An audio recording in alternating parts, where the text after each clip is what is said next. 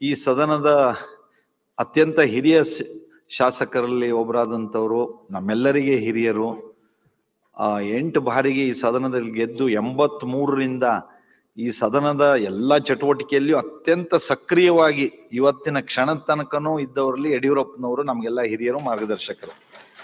ಅವರು ಈಗ ಈ 15ನೇ ವಿಧಾನಸಭೆಯ ಕುರಿತಂತೆ ತಮ್ಮ ಮಾತುಗಳನ್ನು ಹೇಳಬೇಕು ಅಂತ ಕೇಳ್ಕೊಳ್ತೀನಿ. ಸನ್ಮಾನ್ಯ ಅಧ್ಯಕ್ಷರೇ, ಈಗಾಗಲೇ ಮಾನ್ಯ ಮಾಧುಸ್ವಾಮಿಯವರು ಮುಖ್ಯಮಂತ್ರಿಗಳು ಸವಿಸ್ತಾರವಾಗಿ ಈ ಅಧಿವೇಶನದ ವಿಶೇಷತೆಗಳ ಬಗ್ಗೆ ತಗೊಂಡಂತ ತೀರ್ಮಾನಗಳ ಬಗ್ಗೆ ಮಾತನಾಡಿದ್ದಾರೆ. ಹೆಚ್ಚು ಮಾತನಾಡುವಂತ ಅಗತ್ಯ ಇಲ್ಲ. ತಾವು ಅಧ್ಯಕ್ಷರಾಗಿ ಈ ಸದನವನ್ನು ನಡೆಸಿದಂತ ರೀತಿ ಎಲ್ಲರೂ ಮೆಚ್ಚುವಂತಹದ್ದು. ಆದ್ರೆ ನಾನು ಮುಖ್ಯಮಂತ್ರಿಗಳ ವಿನಂತಿ ಮಾಡ್ತೇನೆ, ಮುಂದಿನ ಅಧಿವೇಶನದಲ್ಲಿ ನೀವು ಅಲ್ಲಿ ಕುಂತ್ಕೊಳ್ಳದೇನೆ ಮಂತ್ರಿಗಳಾಗಿ ಒಳ್ಳೆ ಕೆಲಸ ಮಾಡಬೇಕು ಅಂತೇಳಿ ನಾನು ಹಾರೈಸ್ತೇನೆ. ಯಾಕೆ ನೀವು ಧನ್ಯವಾದ ಸರ್. ಮಾಧುಸ್ವಾಮಿ ಅವರೇ, ಅಧ್ಯಕ್ಷರಾಗಿ ಒಳ್ಳೆ ಕೆಲಸ ಒಂದ್ ನಿಮಿಷ ಬಿಡ್ರಿ, ಮುಖ್ಯಮಂತ್ರಿಗಳ ಕೇಳ್ಕೊಳ್ಳಿ. ಸಚಿವರಾಗಿ ಇಲ್ಲಿ ಮಾಡಿ ಅವ್ರನ್ನ ಮಾರ್ಗದರ್ಶನ ಮಾಡಕ್ಕೆ ಅವಕಾಶ ಮಾಡಿಕೊಡ್ಬೇಕು ಅಂತ ನಾನು ಪ್ರಾರಂಭದಲ್ಲಿ ವಿನಂತಿಯನ್ನು ಮಾಡ್ತೇನೆ. ಸನ್ಮಾನ್ಯ ಅಧ್ಯಕ್ಷ, ಈ ಸದನಕ್ಕೆ ಹೆಚ್ಚು ಜನ ಮಹಿಳೆಯರು ಆಯ್ಕೆಯಾಗಿ ಬರಬೇಕು. ಅದಕ್ಕೆ ಪುರುಷರು ಸಹ ಹೆಚ್ಚು ಸಹಕಾರವನ್ನು ಕೊಟ್ಟು ಹೆಚ್ಚು ಜನ ಮಹಿಳೆಯರು ಆಯ್ಕೆಯಾಗಿ ಬರೋದಕ್ಕೆ ವಿಶೇಷ ಗಮನವನ್ನು ಕೊಡಬೇಕು ಅನ್ನುವಂಥ ವಿನಂತಿಯನ್ನು ಸಹ ನಾನು ಪ್ರಾರಂಭದಲ್ಲಿ ಮಾಡ್ತಾ ಇದ್ದೇನೆ. ಸನ್ಮಾನ್ಯ ಅಧ್ಯಕ್ಷರೇ, ಶಿಕಾರಿಪುರ ತಾಲೂಕಿನ ಜನರಿಗೆ ನಾನು ಚಿರಋಣಿಯಾಗಿದ್ದೇನೆ.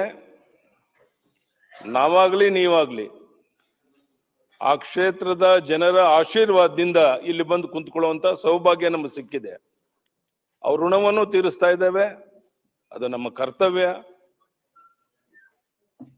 ಆ ಕ್ಷೇತ್ರದ ಜನ ಮೆಚ್ಚೋ ರೀತಿ ಕೆಲಸ ಮಾಡುವಂತಹದ್ದು ಎಲ್ಲ ಸದಸ್ಯರ ಒಂದು ಕರ್ತವ್ಯ ಅಂತ ನಾನಾದ್ರೂ ಭಾವಿಸಿದ್ದಾನೆ.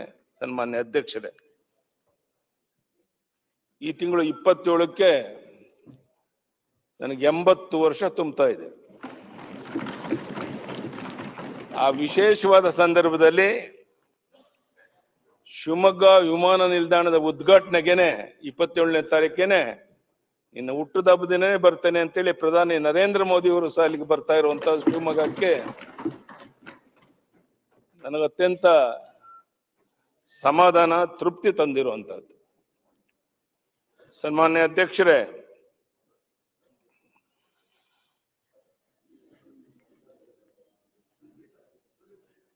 ನನ್ನ ಜೀವನದಲ್ಲಿ ಅನೇಕ ಒಳ್ಳೆಯ ಅವಕಾಶಗಳು ಸಿಕ್ತು.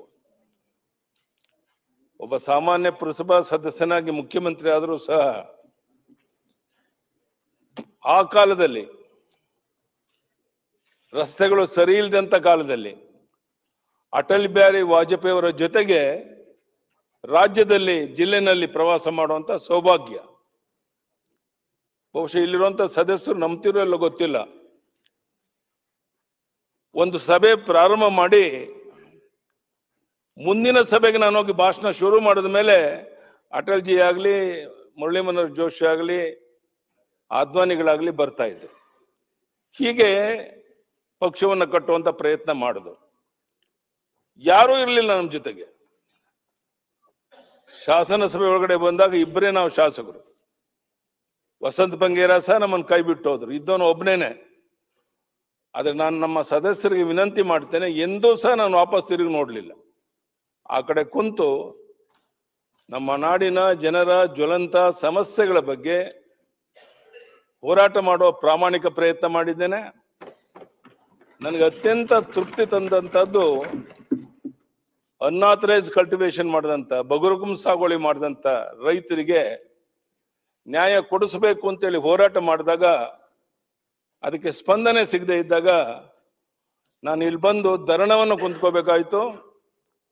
ಅವತ್ತಿನ ಮುಖ್ಯಮಂತ್ರಿಗಳಾದಂಥ ಎಸ್ ಎಂ ಕೃಷ್ಣ ಅವರು ಶಿವಮೊಗ್ಗದಲ್ಲೂ ಧರಣ ಕುಂತೆ, ಇಲ್ಲೂ ಧರಣ ಕುಂತೆ, ಕೊನೆಗೆ ಅದಕ್ಕೊಂದು ಪರಿಹಾರವನ್ನು ಹುಡುಕುವಂತ ಪ್ರಯತ್ನವನ್ನ ಎಸ್.ಎಂ. ಕೃಷ್ಣ ಅವರು ಮಾಡಿದ್ರು ಅನ್ನೋದನ್ನ ಈ ಸಂದರ್ಭದಲ್ಲಿ ನೆನಪು ಮಾಡ್ಕೊಳಕ್ ಇಷ್ಟಪಡ್ತೇನೆ. ಸನ್ಮಾನ್ಯ ಅಧ್ಯಕ್ಷರೇ, ಬಹಳ ಹೊತ್ತು ಮಾತಾಡೋ ಅಗತ್ಯ ಇಲ್ಲ.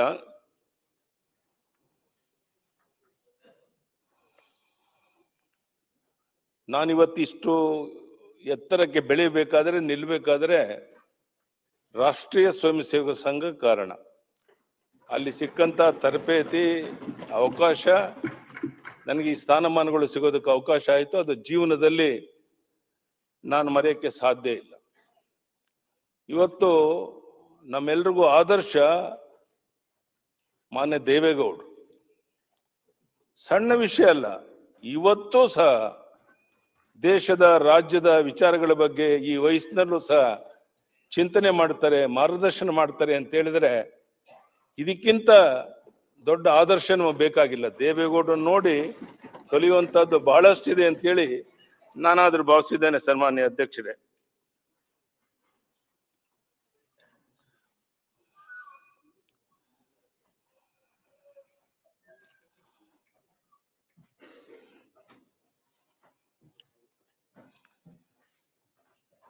ನಾನು ಏನ್ ಮಾತಾಡ್ಬೇಕು ಏನ್ ಮಾತನಾಡಬಾರದು ಅಂತ ಅರ್ಥ ಆಗ್ತಾ ಇಲ್ಲ.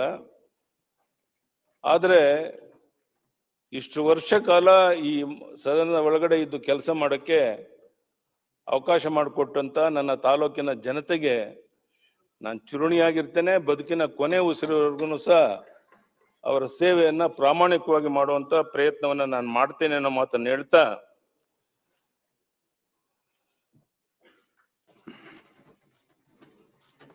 ಈ ಕಾರ್ಯಕ್ರಮ, ಈ ಅಧಿವೇಶನ ಮುಗಿದ ಮೇಲೆ ನನ್ನ ಮೇಲೆ ಕೆಲವು ಶಾಸಕರು ಮಂತ್ರಿಗಳಿಗೆ ಹೇಳಿದ್ದೇನೆ, ನಾವು ಒಟ್ಟಾಗಿ ಹೋಗಿ ಡಾಕ್ಟರ್ ಬಾಬಾ ಸಾಹೇಬ್ ಅಂಬೇಡ್ಕರ್ ಅವರಿಗೆ, ಮಹಾತ್ಮ ಗಾಂಧೀಜಿಯವರ ಪುತ್ಥಳಿಗೆ ಮಾಲಾರ್ಪಣೆಯನ್ನ ಮಾಡಿ ಹೋಗೋಣ ಅಂತ ವಿನಂತಿ ಮಾಡಿ ಕೆಲವ್ರಿಗೆ ವಿನಂತಿ ಮಾಡಿದ್ದೇನೆ. ಇದಾದ್ಮೇಲೆ ನಾವು ಹೋಗೋರಿದ್ದೇವೆ. ಸನ್ಮಾನ್ಯ ಅಧ್ಯಕ್ಷರೇ, ನಾನು ಮತ್ತೊಮ್ಮೆ ಹೇಳ್ತೇನೆ, ಒಬ್ಬ ಅಧ್ಯಕ್ಷರಾಗಿ ನೀವು ಮಾಡಿದಂತ ಕೆಲಸ, ಮಾಡಿದಂತ ಮಾರ್ಗದರ್ಶನ ಇಲ್ಲಿರೋರು ಯಾರು ಮರೆಯಕ್ಕೆ ಸಾಧ್ಯ ಇಲ್ಲ. ಇದನ್ನಾಗಲೇ ಮಾಧುಸ್ವಾಮಿ ಅವರು ನಮ್ಮ ಮುಖ್ಯಮಂತ್ರಿಗಳು ಹೇಳಿದ್ದಾರೆ. ಮುಖ್ಯಮಂತ್ರಿಗಳು ಸಹ ಇವತ್ತು ರಾಜ್ಯದ ಜನ ಮರೆಯಕ್ಕೆ ಆಗದೇ ಇರೋ ದಿನಲ್ಲಿ ಪರಿಶಿಷ್ಟ ಜಾತಿ ಪರಿಶಿಷ್ಟ ವರ್ಗದ ಜನರಿಗೆ ಕೊಟ್ಟಂತಹ ಸವಲತ್ತುಗಳೇನಿದೆ ಇದನ್ನ ಯಾರೂ ಜೀವನದಲ್ಲಿ ಮರೆಯಕ್ಕಾಗೋದಿಲ್ಲ. ಟೀಕೆಗಾಗಿ ಟೀಕೆ ಯಾರು ಬೇಕಾದ್ರೂ ಮಾಡ್ಬೋದು, ಆದರೆ ಪ್ರಾಮಾಣಿಕವಾಗಿ ಅವರು ಮಾಡಿರುವಂತ ಕೆಲಸ ಏನಿದೆ ಇದನ್ನ ನಾಡಿನ ಜನ ಮೆಚ್ಚಿದ್ದಾರೆ. ಮುಂದೆ ಬರೋ ದಿವಸಗಳಲ್ಲಿ ಅದರದೇ ಆದಂತ ಫಲ ಸಿಗುತ್ತೆ ಅಂತ ನಾನಾದ್ರೂ ಭಾವಿಸಿದ್ದೇನೆ. ಸನ್ಮಾನ್ಯ ಅಧ್ಯಕ್ಷರೇ, ಇವತ್ತು ಬಹಳ ಜನ ಮಾತನಾಡೋರಿದ್ದಾರೆ. ನಾನು ಮೊನ್ನೆ ಮಾತನಾಡ್ಬೇಕಾದ್ರೆ ಹೇಳಿದೆ, ನಾನು ಇದು ಕೊನೆಯ ಅಧಿವೇಶನ ಅಂತೇಳಿ. ಬಸವರಾಜ ಬೊಮ್ಮಾಯಿ ಅವರು ಹೇಳಿದಂತೆ ನೀವೆಲ್ಲರ ಮತ್ತೆ ಆಯ್ಕೆಯಾಗಿ ಬರಬೇಕು. ನಾನು ಚುನಾವಣೆಗೆ ನಿಲ್ಲಲ್ಲ ಅಂತ ತೀರ್ಮಾನ ಮಾಡಿದ್ದೇನೆ, ಹೊರಗಡೆ ಇದ್ದೇನೆ. ಪಕ್ಷದ ಗೆಲುವಿಗಾಗಿ, ಪಕ್ಷವನ್ನು ಬೆಳೆಸಕ್ಕಾಗಿ ಜೀವನದ ಕೊನೆ ಉಸಿರವರೆಗೂ ನಾನು ಕೆಲಸ ಮಾಡ್ತೇನೆ ಅನ್ನೋ ಮಾತನ್ನು ಹೇಳಿದ್ದೇನೆ. ಇದರಲ್ಲಿ ಎರಡು ಪ್ರಶ್ನೆ ಇಲ್ಲ. ನಾನು ಒಂದೇ ಒಂದು ಗುರಿ, ಬರುವಂತ ದಿವಸಗಳಲ್ಲಿ ರಾಜ್ಯ ಉದ್ದಗಲಿಗೆ ಓಡಾಟ ಮಾಡಿ ಮತ್ತೊಮ್ಮೆ ಭಾರತೀಯ ಜನತಾ ಪಾರ್ಟಿಯನ್ನ ಕರ್ನಾಟಕ ರಾಜ್ಯದಲ್ಲಿ ಅಧಿಕಾರಕ್ಕೆ ತರುವಂತಹದ್ದು ನನ್ನ ಗುರಿ. ಆ ದಿಕ್ಕಿನಲ್ಲಿ ಒಂದು ದಿನ, ಒಂದು ಕ್ಷಣ ಸ್ವಂತಕ್ಕೆ ಉಪಯೋಗ ಮಾಡಿಕೊಳ್ಳದೇನೆ ರಾಜ್ಯದ ಉದ್ದಗಲಿಗೆ ಪ್ರವಾಸ ಮಾಡಿ ಪಕ್ಷವನ್ನು ಅಧಿಕಾರಕ್ಕೆ ತರುವಂತ ಪ್ರಾಮಾಣಿಕ ಪ್ರಯತ್ನವನ್ನ ನಾವು ಮಾಡ್ತೇವೆ. ಇಲ್ಲಿರೋ ಯಾರು ಸಹ, ಮೊನ್ನೆನೂ ಹೇಳಿದ್ದೇನೆ, ವಿಚಲಿತರಾಗುವಂತ ಅಗತ್ಯ ಇಲ್ಲ. ಮತ್ತೊಮ್ಮೆ ಸೂರ್ಯ ಚಂದ್ರರದ್ದು ಎಷ್ಟು ಸತ್ಯನೋ ಮತ್ತೆ ಮತ್ತೆ ನಾನು ಹೇಳ್ತೇನೆ, ಭಾರತೀಯ ಜನತಾ ಪಾರ್ಟಿ ಕರ್ನಾಟಕ ರಾಜ್ಯದಲ್ಲಿ ಅಧಿಕಾರಕ್ಕೆ ಬರುವಂತದ್ದು ನಿಶ್ಚಿತ. ಆ ಒಂದು ವಿಶ್ವಾಸದೊಂದಿಗೆ ನಾವು ನೀವೆಲ್ಲ ಇಲ್ಲಿಂದ ಹೋಗ್ಬೇಕಾಗಿದೆ. ಪ್ರತಿಪಕ್ಷದ ನಾಯಕರು ಸಹ ಬಹಳ ಒಳ್ಳೆ ಕೆಲಸ ಮಾಡಿದ್ದಾರೆ. ಸಿದ್ದರಾಮಯ್ಯನವರ ಬಗ್ಗೆನಂತೂ ನಾನು ಯಾವ ರೀತಿ ಅವರ ಒಂದು ಕೆಲಸವನ್ನು ಮೆಚ್ಚಬೇಕು ಅರ್ಥ ಆಗ್ತಾ ಇಲ್ಲ. ಬಹುಶಃ ಇಲ್ಲಿ ಬಂದು ನಿಂತಾಗ ಅನೇಕ ಸಂಗತಿಗಳನ್ನ ಸ್ಟಡಿ ಮಾಡಿ ಇಲ್ಲಿ ಬಂದು ಮಾರ್ಗದರ್ಶನ ಮಾಡ್ತಿರುವಂತ ರೀತಿ ಏನಿದೆ ಇದನ್ನ ಖಂಡಿತ ಯಾರು ಅಲ್ಲಗಳಕ್ಕೆ ಸಾಧ್ಯ ಇಲ್ಲ. ಅದೇ ರೀತಿ ಟಿ ರಾಮಸ್ವಾಮಿ ಅವರು ಇರ್ಬೋದು, ಉಳಿದಂತನ ಅನೇಕ ಹಿರಿಯ ಮುಖಂಡರುಗಳು ಇಲ್ಲಿ ಮಾರ್ಗದರ್ಶನ ಮಾಡಿ ಈ ಕೆಲಸವನ್ನು ಮಾಡೋದ್ರಲ್ಲಿ ಯಶಸ್ವಿಯಾಗಿದ್ದೀರಾ. ಅದಕ್ಕಾಗಿ ನಿಮ್ಮೆಲ್ಲರಿಗೂ ಅಭಿನಂದನೆಯನ್ನು ಸಲ್ಲಿಸಿ, ಮುಂದೆ ನೀವೆಲ್ಲ ಆಯ್ಕೆಯಾಗಿ ಬಂದು ಇನ್ನೂ ಹೆಚ್ಚಿನ ಒಳ್ಳೆಯ ಕೆಲಸ ಮಾಡುವಂತ ಶಕ್ತಿ ಆ ಭಗವಂತ ಕೊಡ್ಲಿ ಅಂತ ದೇವರಲ್ಲಿ ಪ್ರಾರ್ಥನೆ ಮಾಡಿ, ಈ ವಿಶೇಷ ಅಧಿವೇಶನದ ಕೊನೆಯ ದಿವಸ ಕೆಲವು ಮಾತನಾಡಕ್ಕೆ ಅವಕಾಶ ಮಾಡ್ಕೊಂಡಿದ್ದ ಅಧ್ಯಕ್ಷರಿಗೆ ಮತ್ತೊಮ್ಮೆ ವಂದಿಸಿ, ಮತ್ತೊಮ್ಮೆ ನಾನು ನಿಮ್ಗೆ ಹೇಳ್ತೇನೆ, ತಾವು ಮುಂದಿನ ಬಾರಿ ಗೆದ್ದು ಬಂದು ಸಚಿವರಾಗಿ ಇಲ್ಲಿ ಕುಂತ್ಕೋಬೇಕು ಅಂತೇಳಿ ವಿನಂತಿಯನ್ನು ಮಾಡಿ ತಮ್ಮೆಲ್ಲರಿಗೂ ವಂದಿಸಿ ನನ್ನ ಮಾತನ್ನು ಮುಗಿಸ್ತೇನೆ. ಧನ್ಯವಾದಗಳು. ನಾನು ಸದನದ ತಮ್ಮೆಲ್ಲರಲ್ಲಿ ಕೋರ್ಕೊಳ್ತೇನೆ, ಯಡಿಯೂರಪ್ಪನವರು 83ರಿಂದ ಅವರು ಸದನದಲ್ಲಿ ಸಕ್ರಿಯವಾಗಿ ಹೇಗೆ ಕೆಲಸ ಮಾಡಿದ್ದಾರೆ ಅನ್ನೋದನ್ನ ನಾವೆಲ್ಲ ನೋಡಿದಂಥವ್ರು ಇದ್ದೀವಿ.